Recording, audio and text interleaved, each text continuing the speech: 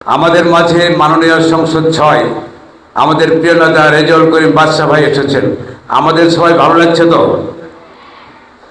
সম্মানিত নেতৃবৃন্দ, আমাদের নেতৃবৃন্দরা রয়েছে, তারা বক্তব্য দেবেন। আমি শুধু এটুকু বলবো, আমার বন্ধুবর আইব যে কথাটি বলেছেন তার সঙ্গে একমত পোষণ করে, সেই সঙ্গে আমরা দেখছি আমাদের প্রিয় নেতা রেজাউল করিম বাদশা ভাই বগুড়া ৬ আসনে নির্বাচিত হওয়ার পর থেকে বারবার বিভিন্ন এলাকায় বিভিন্ন প্রান্তরে উনি ছুটে চলেছেন এলাকার উন্নয়নের জন্য।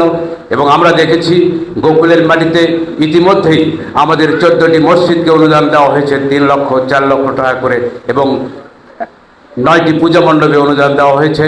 এবং পাশাপাশি আমাদের গোকুল তমিরুন্নেসা বালিকা বিদ্যালয়ের ইতিমধ্যে একটি বিল্ডিং আমরা উদ্বোধন করতে যাচ্ছি, এবং একই সঙ্গে পার্শ্ববর্তী স্কুল গোকুল তসলিমউদ্দিন উচ্চ বিদ্যালয়ের একটি বিল্ডিং 1,70,00,000 টাকা বরাদ্দে নির্মিত হতে চলছে ইনশাল্লাহ।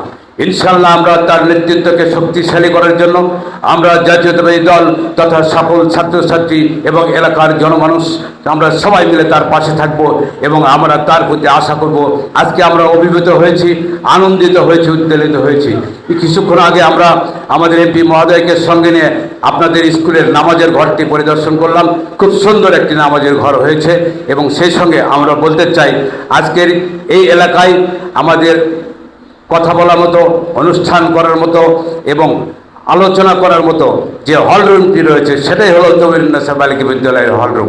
আজকের এই হলরুমটি ফ্যান নেই, গরমের সময় আমরা মিটিং করতে পারি না, বিভিন্ন পরিবেশ বিচ্ছিন্ন হয়েছে। নামাজের ঘরের মতো করে সুন্দর করে হলরুমটি আমরা আগামী দিনে দেখতে চাই।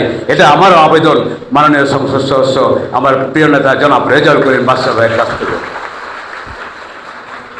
আমরা তার দীর্ঘজীবী কামনা করি এবং আমরা তার পাশে থেকে বাংলাদেশের জাতীয়তাবাদী দলকে শক্তিশালী করে আমাদের প্রিয় নেতা জনাব তারেক রহমানের হাতকে শক্তিশালী করতে চাই, এমন আশাবাদ ব্যক্ত করে আমার সংক্ষিপ্ত বক্তব্য এখানে শেষ করছি।